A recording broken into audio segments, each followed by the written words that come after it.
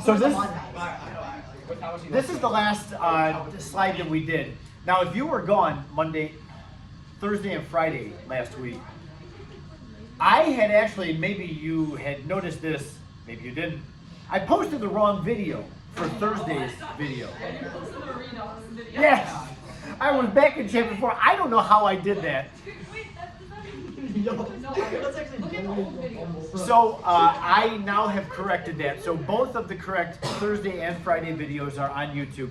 I really do encourage you to go back and look at those, especially Friday, because if I could just flip back several slides, both those days, Thursday and Friday, I was talking about Vesper theory, how to determine shapes of molecules. Shapes of molecules are helpful and required to know whether molecules are polar or not. So I'll just remind you that I introduced and talked about shapes that you have learned before, like trigonal planar, bent, tetrahedral, trigonal pyramid, shapes that you have learned before. But also, we did shapes that you hadn't learned before.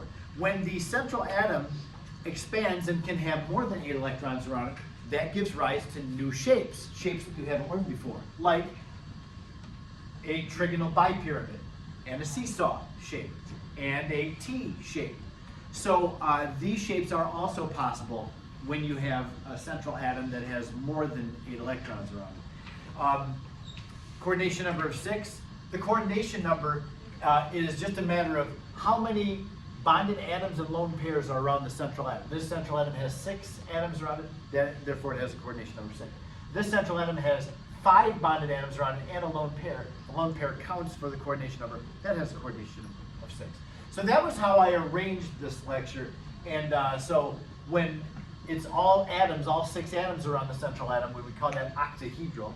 When there's 5 atoms and a lone pair, that lone pair is still spreading out and preventing these other atoms from getting pushed down. That gives that shape a square pyramid shape. So watch those lectures. Don't just depend on what you have just learned in the last few seconds from me. I think it's helpful for you to go back and watch those entire things. We also have a square planar shape. So then we talked about polarity. Now, you have already learned about polarity, but I was also talking about sometimes you can have polar bonds in a molecule, but they'll cancel out. For instance, in the SeO3 molecule. Now, we're going to find out tomorrow that this is not the actual correct Lewis dot structure for SeO3. Even though when we were learning about dot structure, I hadn't gotten into the fact that we can have more than 8 electrons around the central atom. Tomorrow I'm going to be talking about something called formal charge. Formal charge has to do with the fact that covalent bonding is all nonmetals. No nonmetal is interested in releasing electrons from it. All nonmetals are high in electronegativity. They want to hang on to their own electrons. Their preference is to share electrons. Hang on to their own electrons and share. The way this dot structure is written, even though that all atoms are complying with the octet rule, this is showing that the Se in the middle has lost 2 of its electrons. Now, I'm not going to get into why, because we're going to talk about formal charge tomorrow. But the Se is a nonmetal. It's not going to be interested in losing its electrons. So we're going to have to revise that Lewis dot structure. But it's not going to change the shape of this molecule. I'm not going to just upend everything. We're just going to learn that there's more to Lewis dot structures than what we've learned so far. Hi, I was thinking, no way is she absent today. No, I'm not. Hello, good morning. And I have your review quiz. Thank you.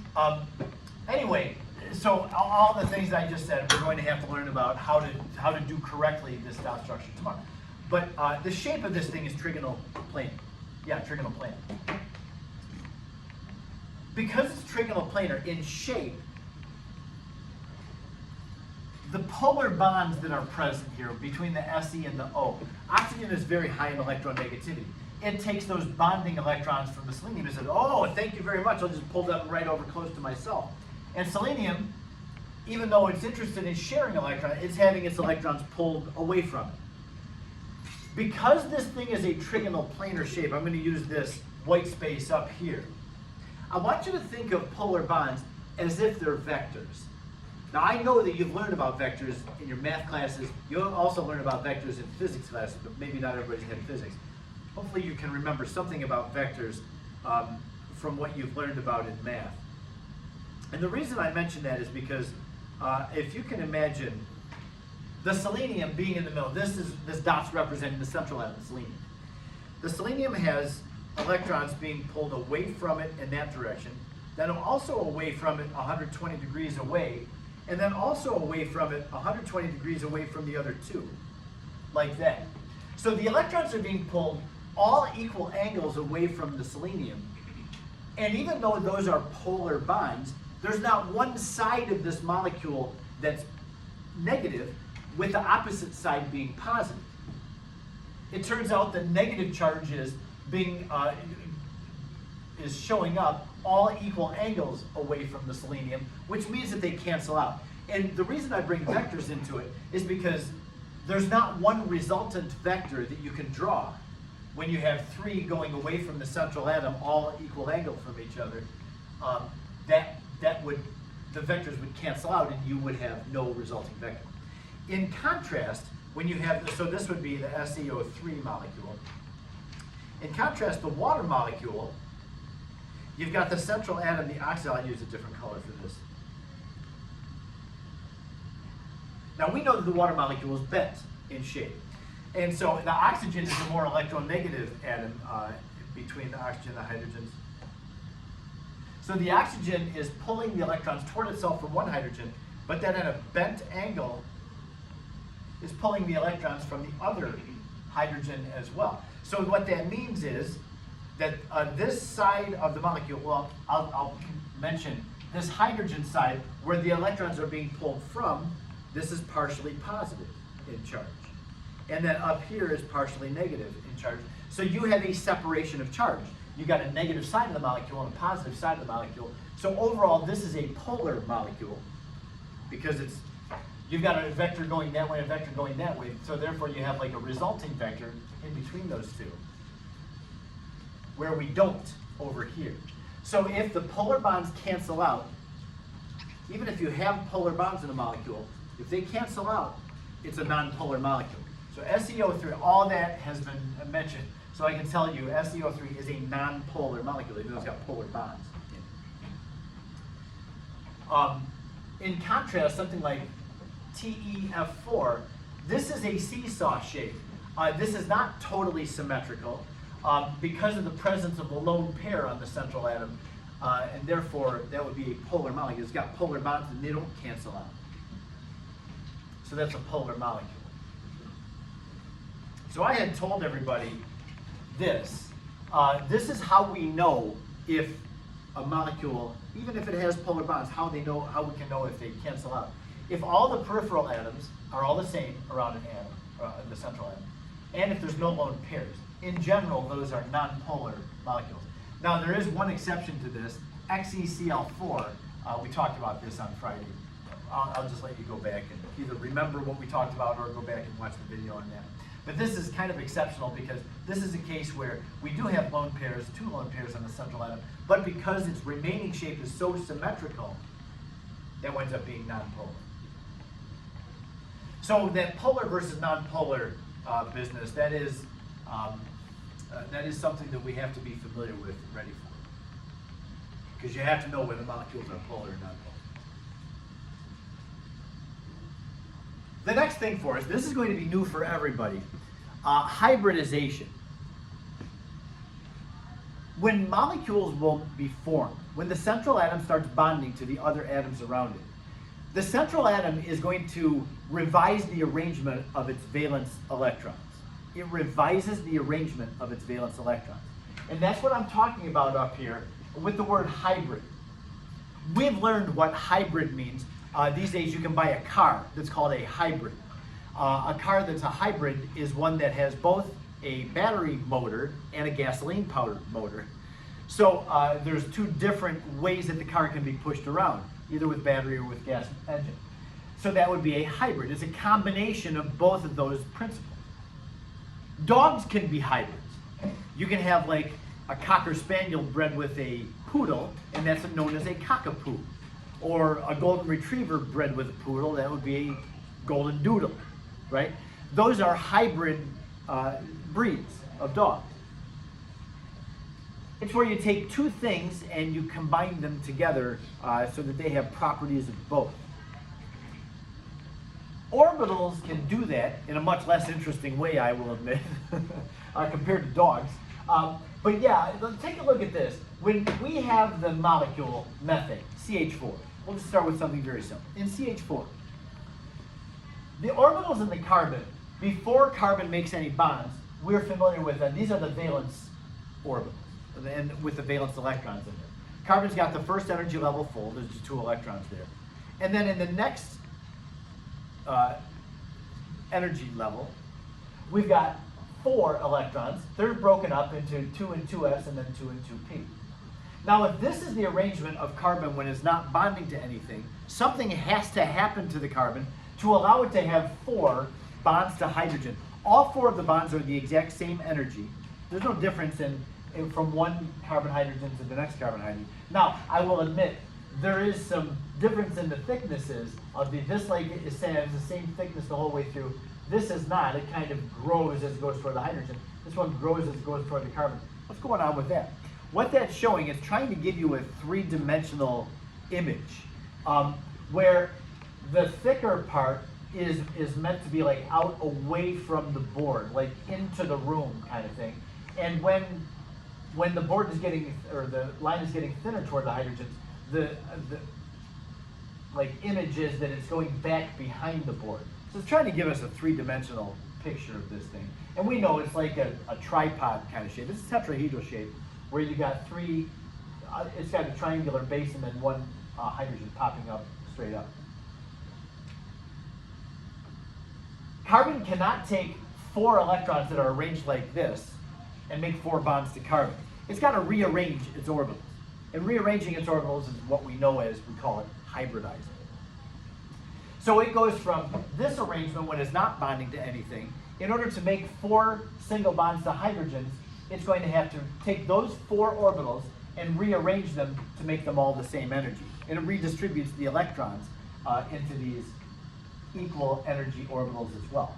So when carbon does this, in order to bond, we call it hybridizing its orbitals. We say carbon is hybridizing its orbitals. Now, it's hybridizing all 4 of its orbitals, so that means the s orbital and all 3 p's. So the superscript on the p there is not a mathematical, it's not like anything's being cubed. This is just a notation that we use. It's an s and 3 p's that have all made the same energy, sp3 hybridization. So when an atom, a central atom, has a coordination number of 4, meaning that those 4 atoms are lone pairs around it, it's going to use sp3 hybridization to make all the same energy. So that's continued on the next slide. It says, so if carbon or any other element has a coordination number of 4, then that means all 4 of its valence orbitals will make all the same energy. That would be sp3 hybridization. Now again, the 3 doesn't mean that there's 3 orbitals. It means 3p orbitals hybridized with the s.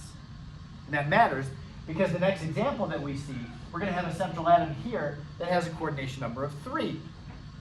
And when the coordination number is 3, that means that carbon only needs, in this case, 3 of its orbitals to hybridize and make all the same energy.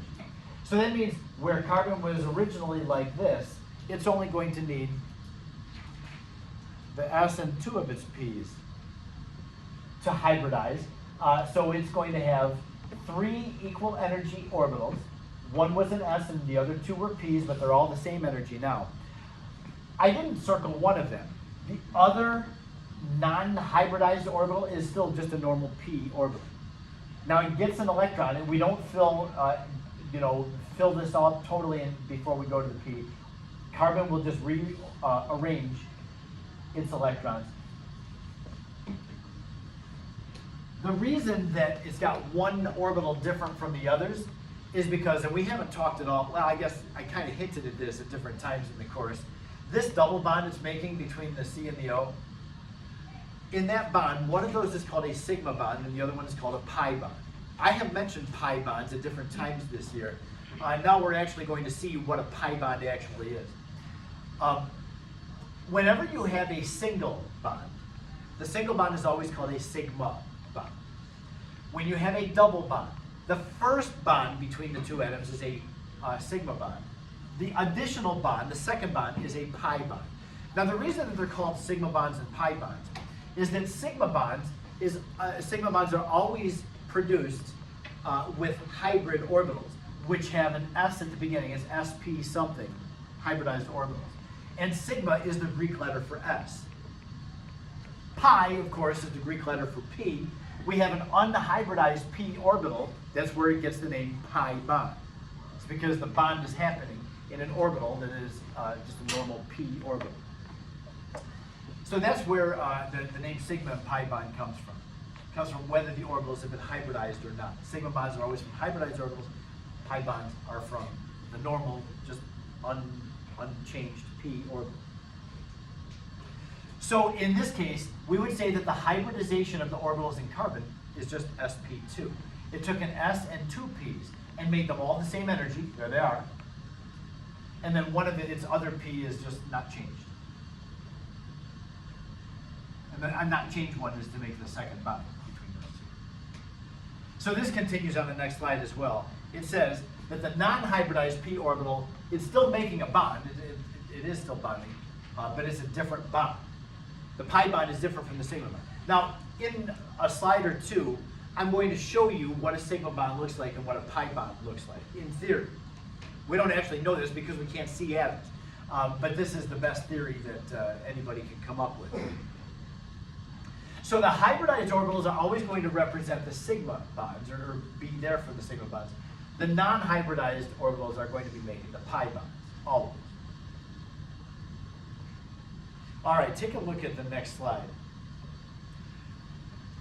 If you're concerned about, oh my gosh, I'm going to have to do this with the different types of hybridization, you don't have to do that.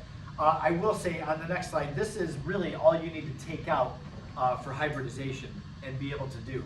This slide is the big and important one. We're going to see that the coordination number of the central atom is what dictates what the hybridization of it is, the hybridization of its orbitals. When a coordination of the central atom is 2, like in the case of carbon dioxide, its coordination number is 2. It's making 2 sigma bonds, and it's also got 2 pi bonds. Each double bond is a sigma and a pi bond.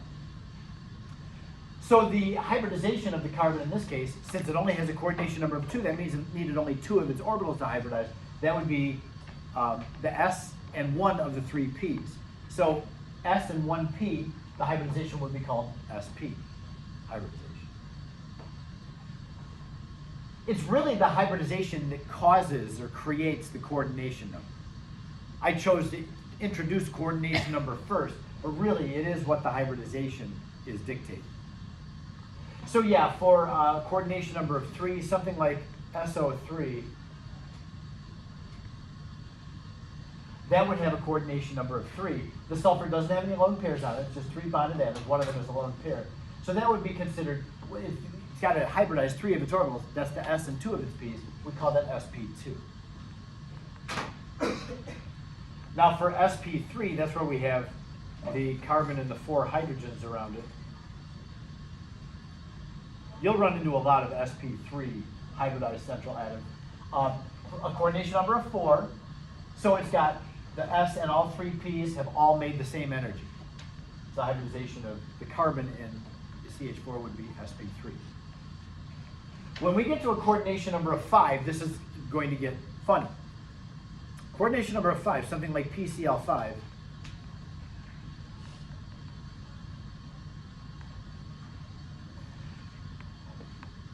the coordination number of 5 here on the phosphorus means that it needs more than 4 orbitals to all have the same energy and hybridize.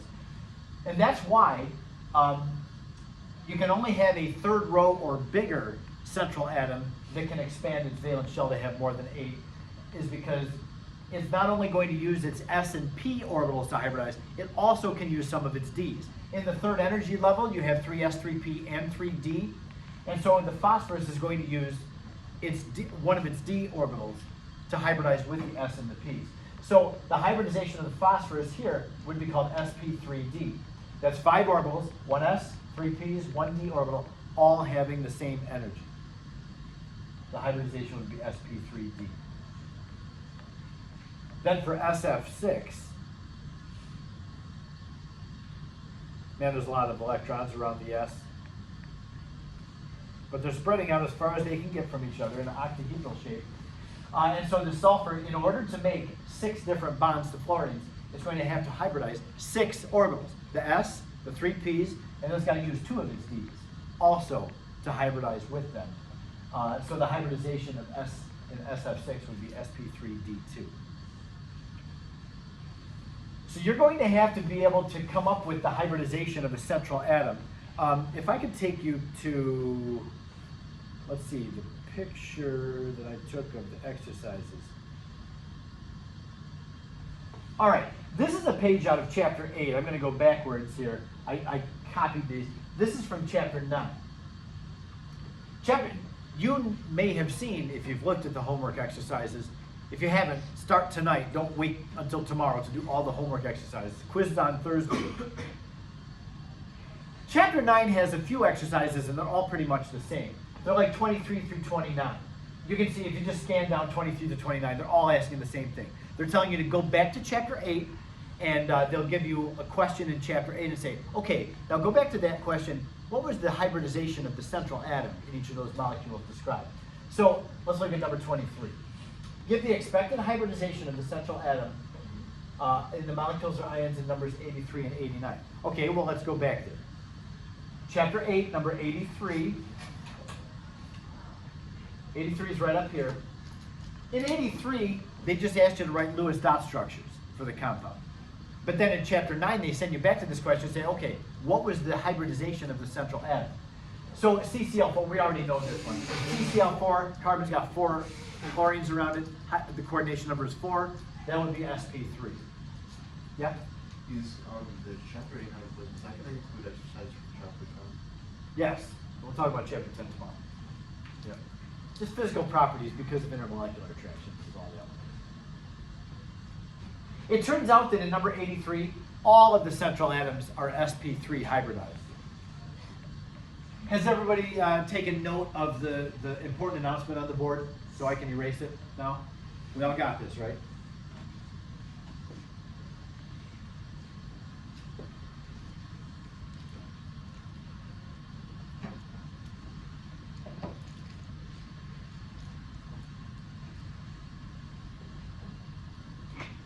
Okay, so like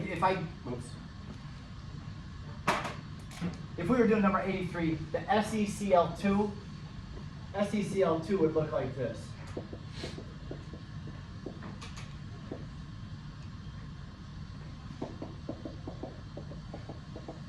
The coordination number of the Se in here, the central atom, is 4.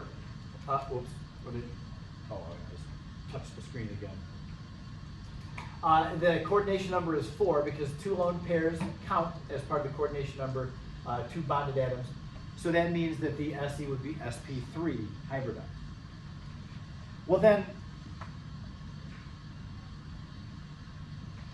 if we jump down here, this is again chapter 9, give the expected hybridization of the central atom, 115 and 114, I don't think I have on that page. I don't. So we'll have to go to a different question in 9.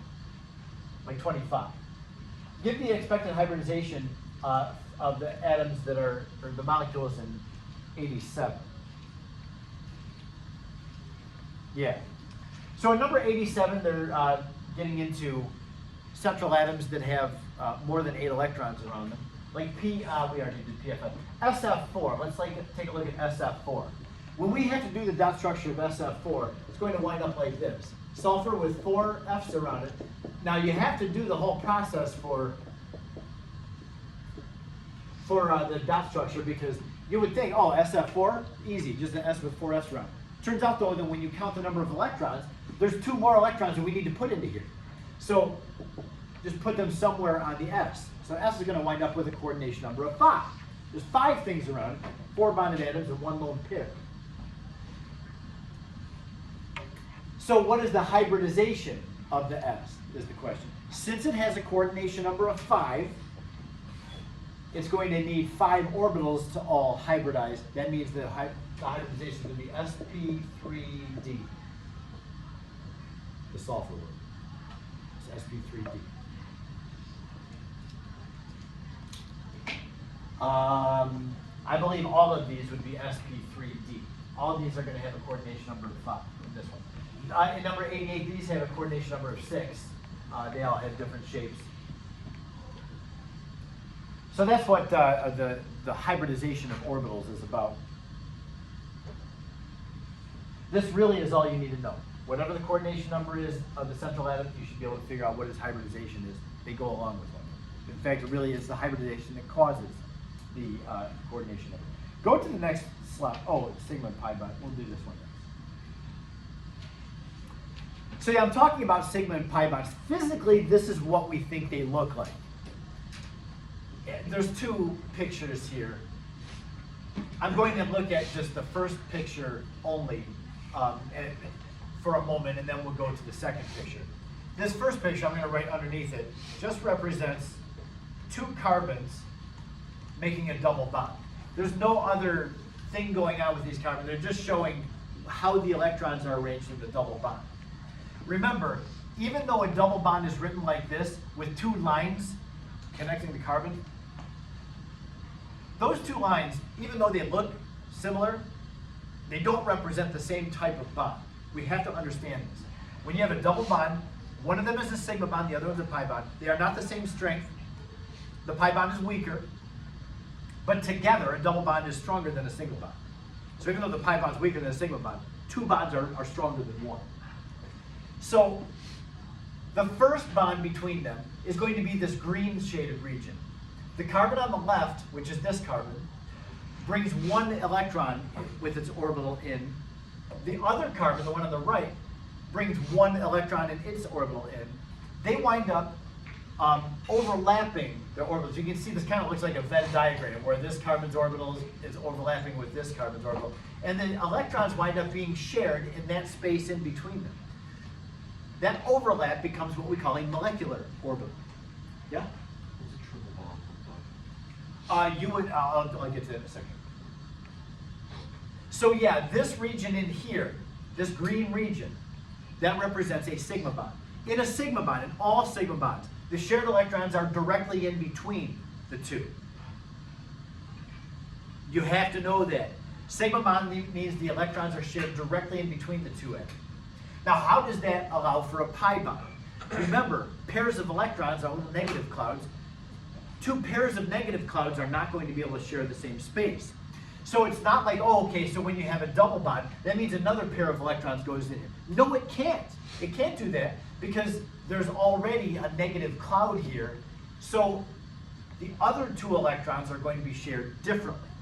And that's where we get into this non-hybridized p orbital. You remember how a couple of slides ago, I was showing one of the p orbitals had a certain energy above the others, and it stays as a p orbital. P orbitals are dumbbell shaped. Well, both of these blue orbitals are p orbitals that are dumbbell shaped. So this is a non-hybridized p orbital. It's labeled like that. Each of them have a single unpaired electron in them. And what happens is, because this space in between the carbons is occupied by already a pair of electrons, these 2 parallel p orbitals are going to wind up making a bridge. And that's what the p, or the pi bond is. This orbital is going to wind up sharing the electron across this space, and then this unpaired electron is going to be shared across this space. This is not 2 different pi bonds. A pi bond has 2 different parts to it, above and below the sigma bond. So a pi bond is above and below the sigma bond. It actually is making this bridge between the 2 parallel p orbitals. That's what a pi bond is. Pi bond is going to be more vulnerable to being attacked. When something comes in to react with a molecule, if there's a pi bond, it will be the first thing to be attacked because it's kind of exposed. It's above and below. The sigma bond is kind of protected by the pi bond. So the pi bond will get broken first. But do keep in mind the pi bond always has two parts. Now, this is just showing a double bond, the sigma and then the pi bond above and below. If you have a triple bond, you're going to have a sigma bond. You can only have one sigma bond between two atoms because the sigma bond's got to have the electrons in between the two atoms. So the second bond would be perpendicular to this. If you can imagine this thing laid down on its side, you would have electrons out here in front of the sigma bond and then another sharing behind the sigma bond. That would be the other pi bond. So it would be in a plane perpendicular to this plane.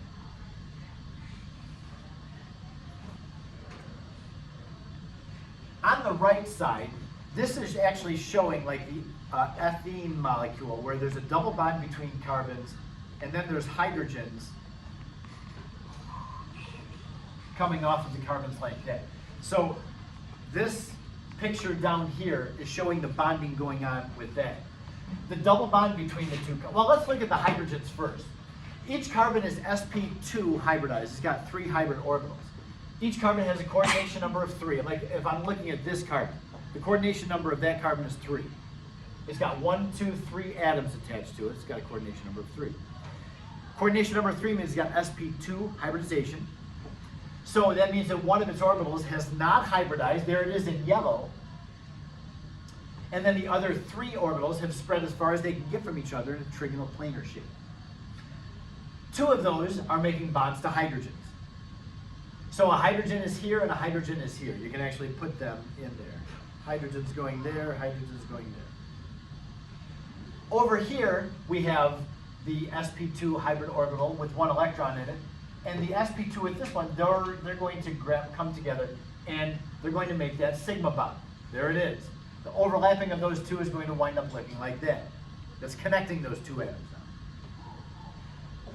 Those unhybridized p orbitals that are parallel to each other, they still have an unpaired electron. There's an electron in here and an electron in there. So they'll wind up sharing across above and below the sigma bond. So this is kind of showing that pi bond being formed, and this is what it looks like when the pi bond is actually present and formed. It's like it's this connection above and below the sigma bond. I really don't know what they're trying to show with these little shadow pi bonds there. It is showing just a double bond. I just assume that there's like that region and that region above and below the sigma bond. You will not ever be asked to draw these things out. You just have to know that a sigma bond is different from a pi bond. Pi bond is above and below the sigma bond. It's a different strength, a different type of bond. All right. In this example, I just asked you to, this is pretty simple, but let's go through some of the things that we've been working on.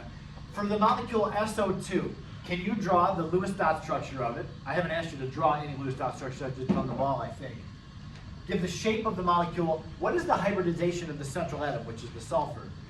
And then how many sigma and pi bonds are there? Take a moment, would you do this? Answer all those for the molecule SO2. This would be like a free response question on the test. I'd give you a compound and I'd ask you for several things about it.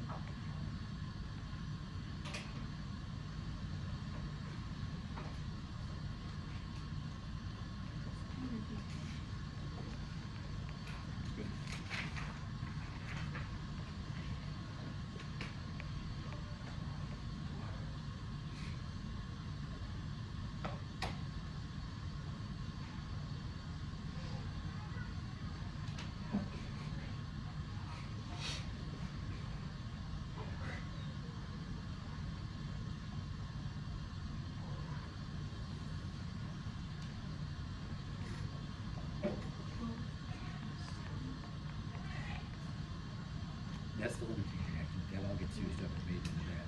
But then you still have some O2 that didn't react. It's also contributing to the pressure. So it wasn't just that amount. It was, 0.176 is the number of moles of that. You also have half the number of moles of O2. So you're going to have, it would be plus 0.088 moles of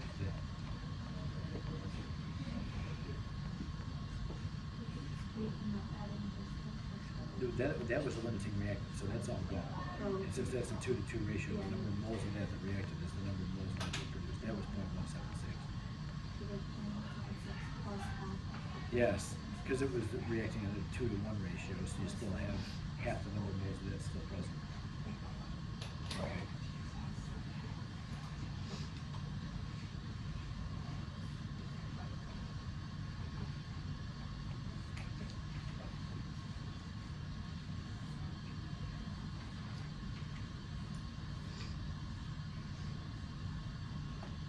So Lewis dot structures, this one's going to go like this. It actually, maybe you picked up on this, maybe you didn't. This is a resonance structure.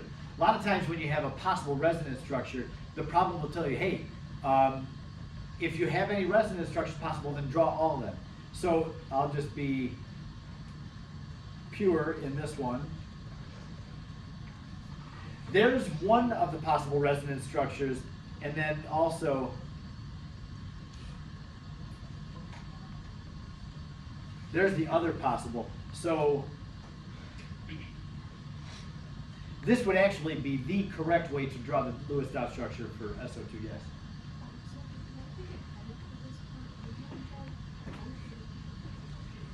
I will tell you, if you have the question and it's worded like this, then if you just drew one of them, it would be fine.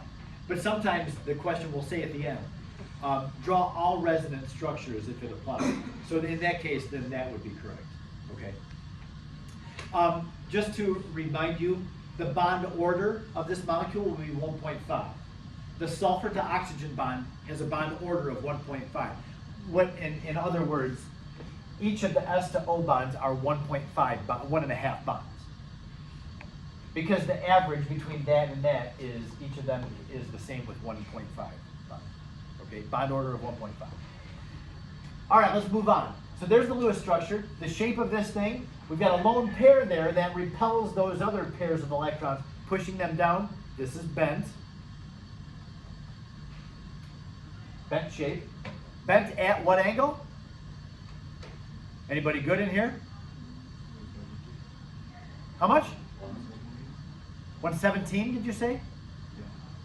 I'll take it. It's actually 118. We expect about a 2-degree squeeze. When you have a coordination number of 3. What's that? I said 117 and you said yes.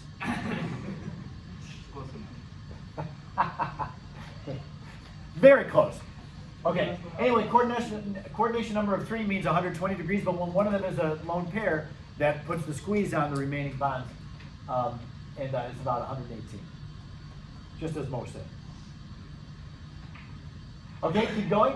How many sigma and pi bonds? Well, look at one of these. We've got 2 sigma bonds and 1 pi bond. The second one in the double bond would be a pi bond. If you have a triple bond, the first one is a sigma, the other 2 are pi bonds. So pi are only possible when you have additional bonds. If there's double and triple bonds. If there's a single bond, it's never a pi bond, it's always a sigma bond. Anyway, there's 2 sigma bonds and 1 pi bond.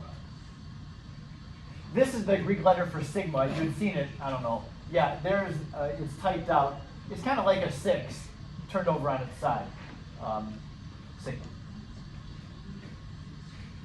Okay, I think that's it. Oh, we didn't do the hybridization. Because the coordination number is 3, coordination number counts for, or the lone pairs count in the coordination number. So 1, 2 bonded atoms and a lone pair on the sulfur. That means 3 orbitals have hybridized. That would be sp2 hybridization. sp2.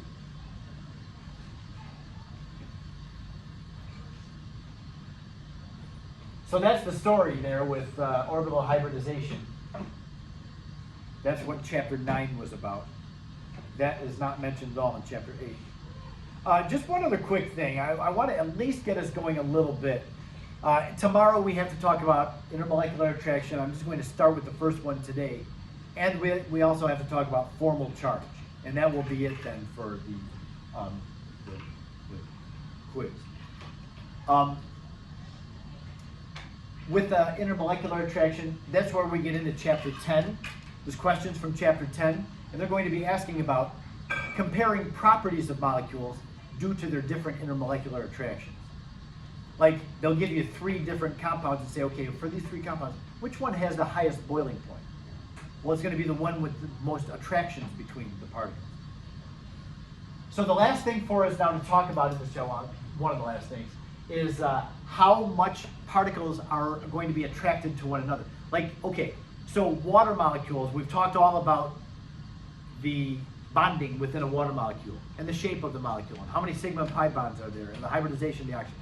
All those things we can talk about. But when you have many water molecules, do they have any attraction for each other? It turns out that they do. Water molecules are attracted to one another because they're polar. And water molecules have a positive side and negative side, a permanent positive side and negative side. So they're going to stick to each other very well. Well, there are different types of attractions that molecules can have toward one another. You've learned these before. You learned about them in the first semester of your first year chem class. The 3 different types of intermolecular attraction are London dispersion forces, also known as van der Waals forces. There's dipole-dipole attractions for something like water, where you have a polar molecule that'll always have dipole attraction. And then there's also hydrogen bonding, which is a very strong dipole attraction. Now the first one that we have here, this is the only one I want to talk about today. We'll get through London and then we'll be done. London forces are, they increase as the size of the molecule increases. The best example I can give you of this is the halogens. In the halogen family, I'm going to even write this down.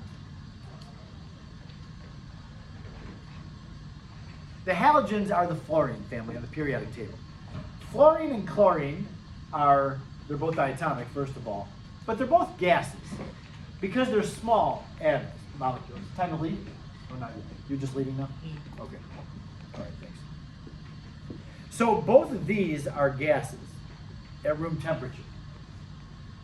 Going bigger down the halogen family, we get to bromine. Because it's bigger, bromine is a liquid. And then below bromine in that family is iodine. Iodine is a solid when it's at room temperature. All these are nonpolar, so there's no other possible intermolecular attraction other than the London dispersion forces. Why is it that the smaller elements are gases, yet the bigger elements, as we go up in molecular mass, they're still nonpolar, but they're increasing their intermolecular attraction? Here's why we think that is, due to something called London forces. All of these, if these molecules are not moving, if they're just sitting there, then they're going to have a nice orderly shape to them.